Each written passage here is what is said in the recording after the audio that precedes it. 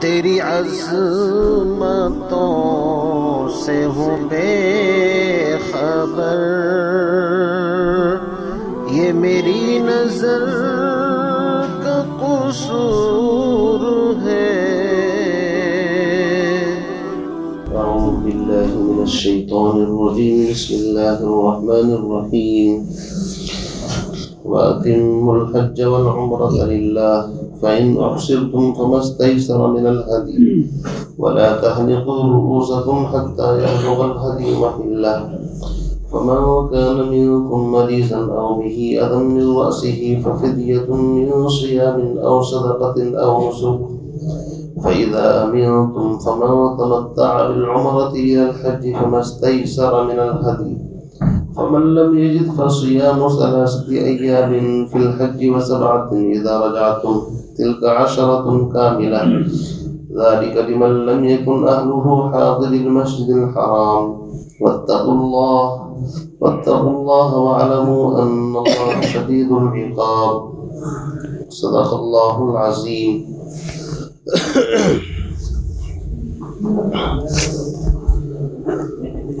اس آیت کے متعلق کچھ باتیں آپ حضرات کے سامنے پہلے عرض کر دی گئی تھی۔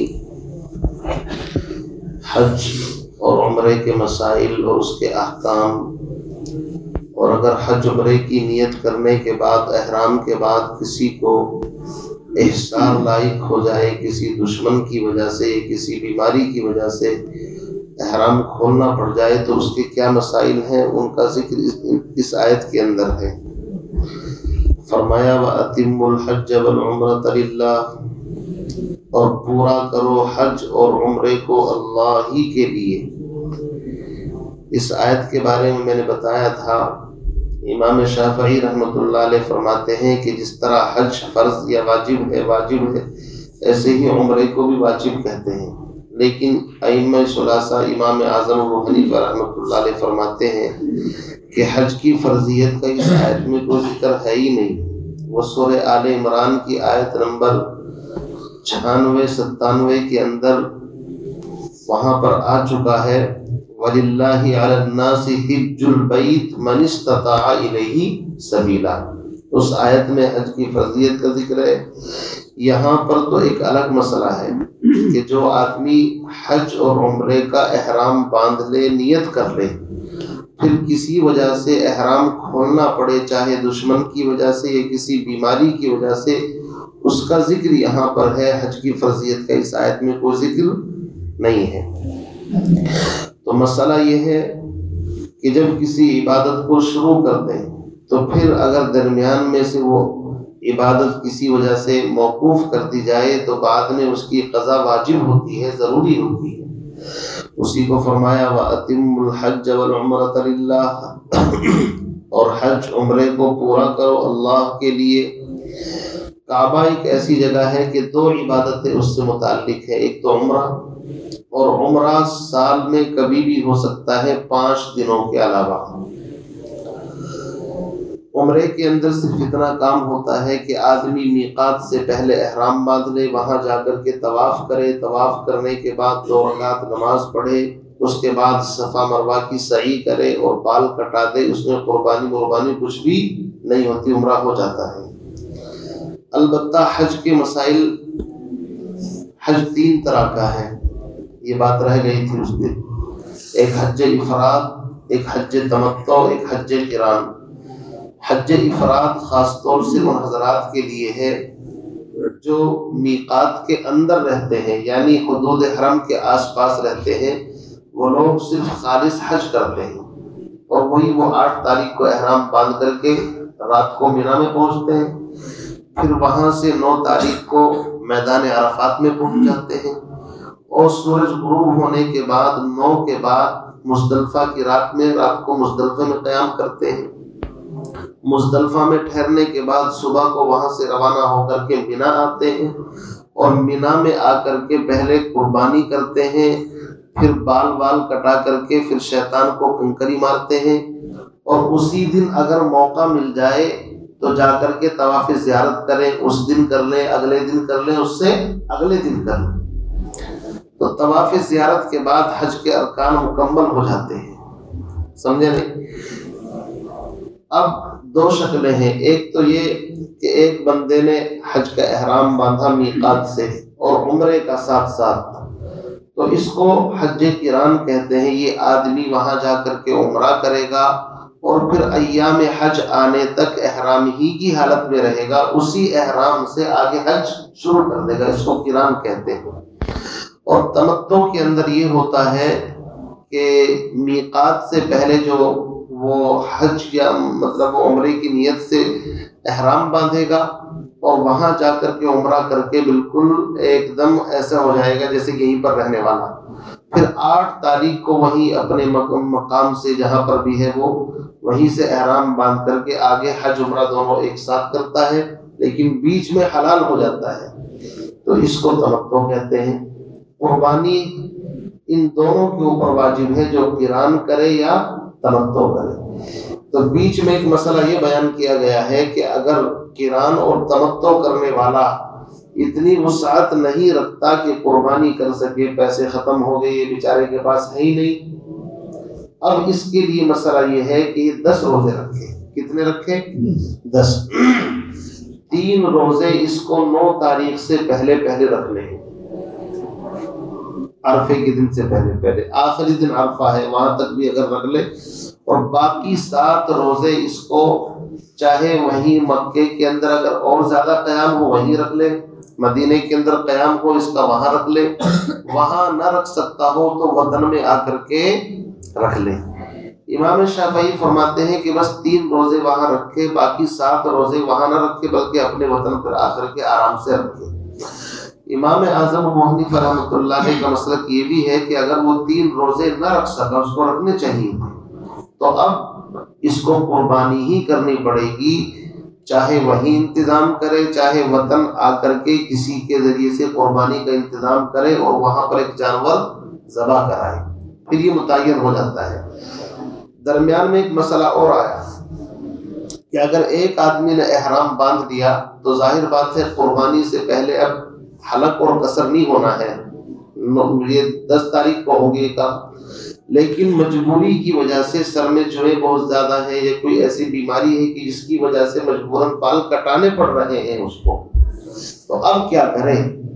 تو مسئلہ یہ ہے کہ اگر مجبوری کی وجہ سے احرام باندھنے کے بعد بال کٹوانے پڑ جائیں، جیسے کہ ایک صحابی حضرت کعب بن عجرہ کے بارے میں آتا ہے کہ سر میں جوئیں بہت ہو گئی، پریشان تھے، تو پیغمبر علیہ السلام نے ان سے کہا تم اپنے سر کے بال کٹا لو اور یا تو 3 روزے رکھو، ایک جنایت ہے، یا 6 مسکینوں کو کھانا کھلاؤ، ورنہ ایک بکری کفارے کے اندر دو، یعنی کہ ایک بکری یہاں پر ذبح کراؤ.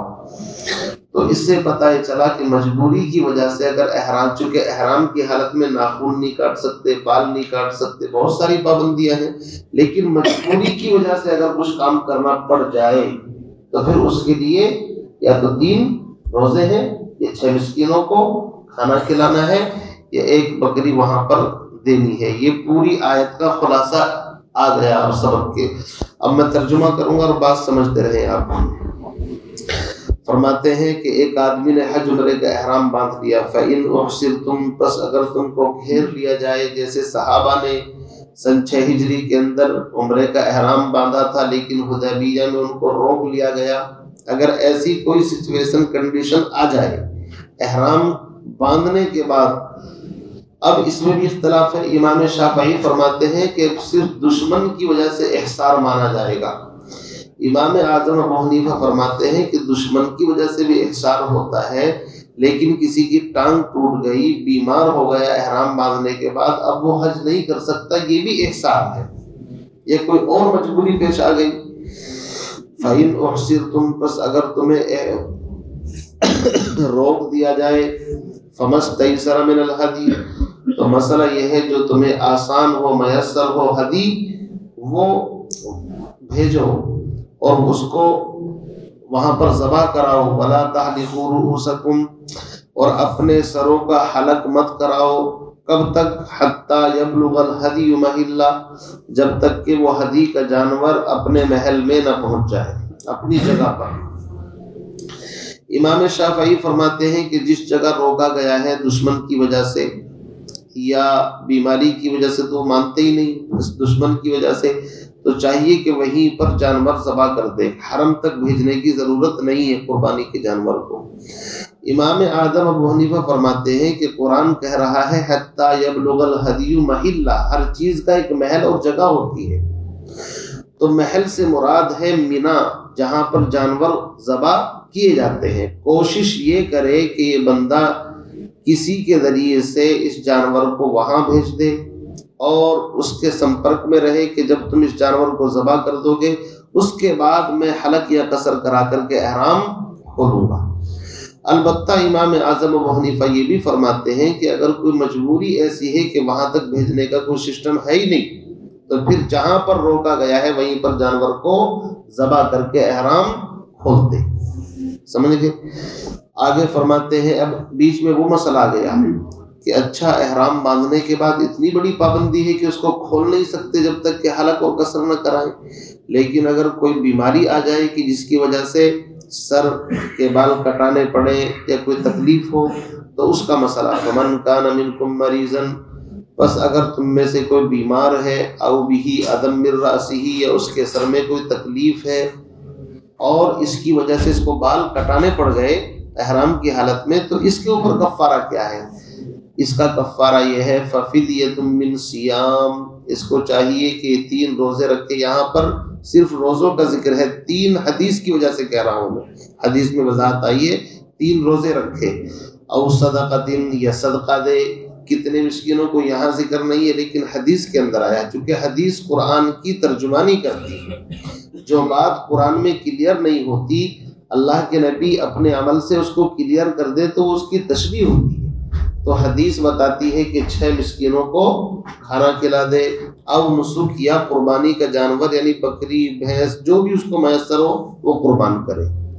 یہ بیچ میں مسئلہ ہو گیا۔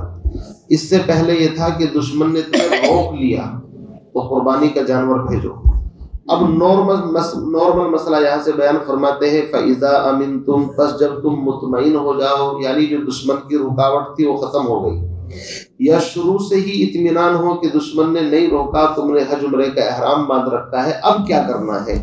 تو اب یہاں پر فرمایا کہ دیکھو حج 2 طرح کا ہوتا ہے، ایک حج افراد اور ایک حج قران اور تمتع۔ افراد میں قربانی ہے ہی نہیں، تمتع اور قران کے اندر قربانی ہے، اس کا مسئلہ یہاں پر بیان فرمایا فمن تمتع بالعمرۃ الی الحج، بس جو نفع اٹھائے عمرے کو حج کے ساتھ ملا کر، تو چاہے وہ ڈائریکٹ تمتع کرے چاہے قران، دونوں شکلیں آ گئی اس کے اندر، یہ بھی یاد رکھیں، اس لیے کہ تمتع کے معنی ہے مطلقاً فائدہ اٹھانا۔ اصل میں عربوں نے مزاج بنا رکھا تھا کہ عمرے کو حج کے ساتھ کرنے کو وہ ناجائز سمجھتے تھے اس زمانے میں، وہ کہتے تھے عمرہ الگ کرو اور حج الگ کرو تاکہ پورے سال اللہ کا گھر آباد رہے۔ اب امت مسلمہ کو ایک اسپیشل اللہ کی طرف سے اجازت ملی کہ بہت سے بندے ایسے ہیں ایک مرتبہ آنے کے لیے بھی بڑی مشقتوں کا سامنا کرنا پڑتا ہے، پتہ نہیں کیسے کیسے ایڈجسٹ کرتے ہیں، اور دل میں خواہش ہے کہ یار عمرہ بھی کریں، تو دل میں خواہش ہے کہ حج بھی کریں، تو اللہ رب العزت نے اس امت پر یہ شفقت فرمائی کہ چلو ہم تمہیں ایک سفر میں دونوں عبادتوں کی اجازت دیتے ہیں، لیکن چونکہ تم ایک ہی سفر میں ڈبل فائدہ اٹھا رہے ہو تو تھوڑی سی مشقت یہ ہے کہ اب تم کو اس شکرانے کے طور پر ایک جانور ذبح کرنا چاہیے، مسئلہ یہ ہے بس۔ فرمایا فمن تمتع بالعمرۃ الی الحج، بس جو نفع اٹھائے عمرے کو حج کے ساتھ ملا کر، تو چاہے قران کرے چاہے تمتع کرے، اب اس کو چاہیے فمستیسر من الہدی، تو اس کو جو ہدی کا جانور میسر ہو، چھوٹا جانور بکری ہے، اس سے بڑا جیسے گائے ہے، اس سے بڑا اونٹ ہے، اور یہ بھی یاد رکھیے ضروری نہیں کہ ایک ہی جانور، زیادہ کی وجہ تو زیادہ بھی قربان کر سکتے ہیں۔ اللہ کے نبی علیہ السلام نے جب حج کیا تھا حجۃ الوداع کے اندر 100 اونٹ قربان کرائے تھے اپنی طرف سے، آپ اندازہ لگائیے اکیلے نے کتنے، 100 اونٹ، اور 63 تو خود اپنے ہاتھوں سے ذبح کیے تھے اور باقی حضرت علی سے کرائے تھے۔ تو یہ تو کمزوری ہے کہ ایک جانور تو کم از کم ہے، اگر زیادہ کرو گے تو اس میں ثواب زیادہ ہے، کوئی نقصان نہیں ہے۔ فرمایا فمن لم یجد، اب سوال یہ ہے کہ بھائی اس نے دونوں چیزیں کی ہیں، عمرہ بھی حج بھی، لیکن بیچارے کے پاس پیسے ہی نہیں ہے اس کے پاس تو قربانی کے۔ اب دیکھیں کتنی سہولت ہے۔ فرمایا اگر ایسی سچویشن آ جائے کہ قربانی کا جانور تم نہیں خرید سکتے، فمن لم یجد، بس اگر تم نہ پاؤ قربانی کے جانور کے لیے تمہارے پاس استطاعت نہ ہو، فصیام ثلاثۃ ایام فی الحج، تو 3 روزے رکھو حج کے زمانے میں، یعنی وہی 9 تاریخ سے پہلے پہلے، چونکہ عرفے کے بعد حج کے احکام مکمل ہو جاتے ہیں۔ وسبعۃ اذا رجعتم، اور 7 روزے رکھو جب تم واپس لوٹو۔ امام شافعی فرماتے ہیں وطن میں آ کر کے رکھ لو، امام اعظم فرماتے ہیں وہاں موقع ملے بعد میں 10 تاریخ کے بعد وہاں رکھ لو، کیا حرج ہے۔ فرمایا تلک عشرۃ کاملہ، یہ 10 مکمل ہو گئے، یعنی 3 وہ اور 7 یہ، تو اس طرح کتنے ہو گئے 10۔ ذالک لمن لم یکن اہلہ حاضر المسجد الحرام، یہ روزوں کا مسئلہ اس شخص کے لیے ہے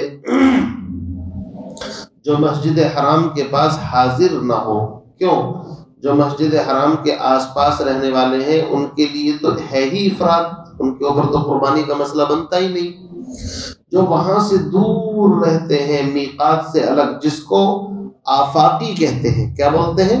آفاقی، یہ اصطلاحات ہیں حج کی، حلی، آفاقی۔ حلی اس کو کہتے ہیں جو حل کے اندر رہنے والے ہیں، اور جو حرم کے اندر رہنے والے ہیں ان کو الگ نام دیا گیا، اور جو میقات سے باہر رہتے ہیں دنیا کے کسی کونے میں ان کو آفاقی کہتے ہیں۔